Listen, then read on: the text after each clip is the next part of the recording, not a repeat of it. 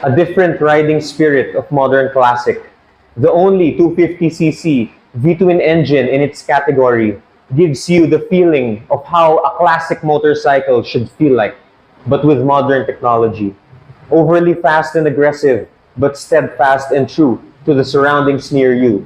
Enjoy every minute of it. Ito mga ka-Ride Safe Rider, ang FKM Victorino 250i.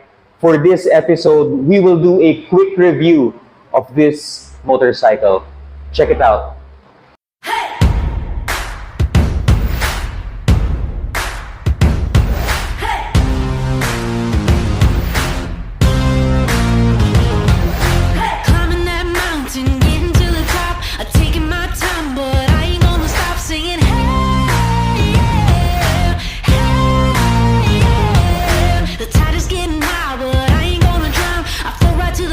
If you try to hold me down, singing hey, yeah, hey, yeah. You can push me down, but I get up again. Hey, yeah, hey, yeah. FKM Victorino. Ito po, ulitin ko na lang. Ito po ang FKM Victorino 250i. Simulan natin yung review sa kanyang makina.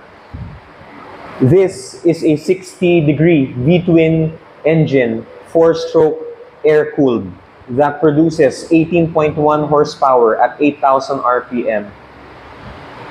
It's a 250cc with a compression ratio of 10:1. EFI na rin po siya, meaning fuel injected for smoother throttle response. And it is tamed with a 5-speed manual transmission.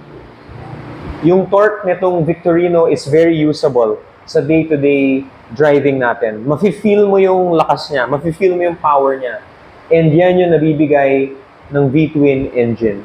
Surprisingly smooth yung kanyang pag-andar. Halos wala siyang vibration. And napakasarap i-ride.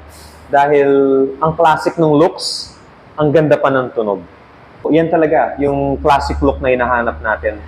Yung rims nito are 17-inch, okay, rims na aluminum alloy. Yung sukat ng front tire is 100 by 80/17. Tube type siya. It has a CST tire for the front and back. Yung front suspension natin has classic telescopic forks. Okay, it has standard halogen headlight to give it the classic look. Yung gusto ko kay Victorino, meron siyang nitong grill, right? So, hindi siya naked na naked. May grill that covers it. Yung front brakes ni Victorino, surprisingly, has a 4-piston caliper. Napakalaki. And it has a pedal-type rotor disc up at front. Steel-braided na rin yung kanyang hose. Okay, so, napakalakas ng kagat nitong front brakes ni Victorino. It gives you the feeling of security and the feeling na kaya kanyang ihinto. Wala siyang ABS. So, kailangan ingatan natin pagka magbe-brakes tayo. Dapat gentle lang tayo sa front brake lever para hindi mabigla yung motor. Pero very, very good na malakas yung front brake nito dahil ang lakas din ng torque nitong motor na to. The front tank has 13 liters of gas. Yung reserve nun, siguro, mga 3 liters. So, it can take you at around 30 kilometers per liter, pagdating naman sa fuel consumption.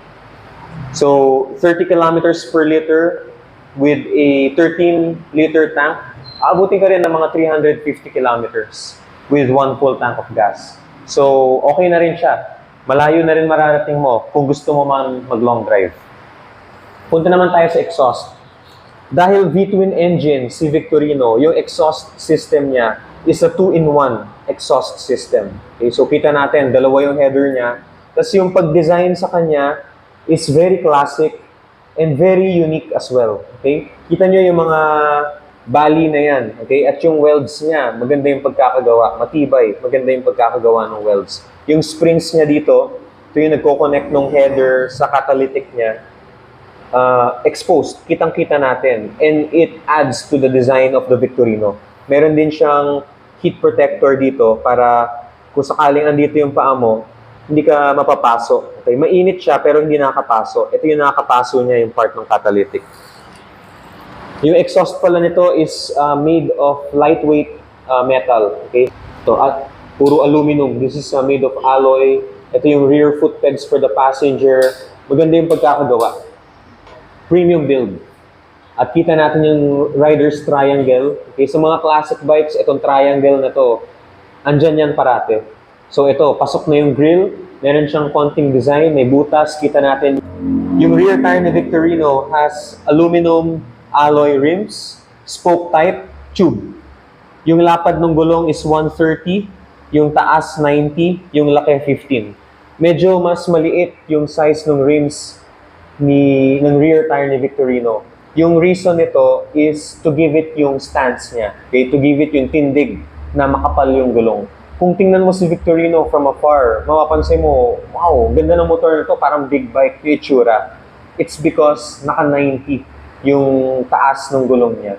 So, minamatch niya yung 17-inch naman na rims sa harap. Yung piston na to, kita nyo, ang laki niya. It also has a pedal-type rear disc brake. Sa experience ko, driving the Victorino, ang lakas ng kagat ng rear brakes nito. Ang lakas. So, madaling mag-skid yung tires. So, kailangan ibabalance mo yung pag-brakes mo nung front and back. Suspension of the rear brake is a rear monoshock, adjustable preload. Yung size niyan, guys, is similar to big bikes. Ang laki ng rear monoshock niya. Yung rear brake light ni Victorino is LEDs. Tingnan natin yung kanyang ilaw. Yung signal lights naman are standard bulb type.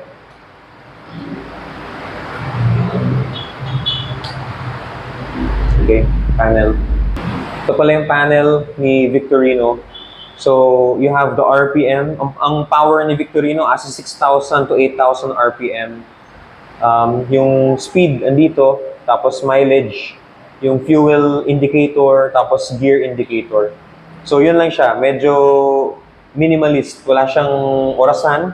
Pero, meron siyang USB charger. Ayan naman yung maganda sa kanya. May USB charger si Victorino. So, classic bike, pero with some modern technology. Halogen type headlight for the front. Yung headlight ni Victorino, naka-auto on yan. Basta susian mo na siya, automatic, naka-turn on na yung headlights ni Victorino. It has a high-low function as well as a pass light function.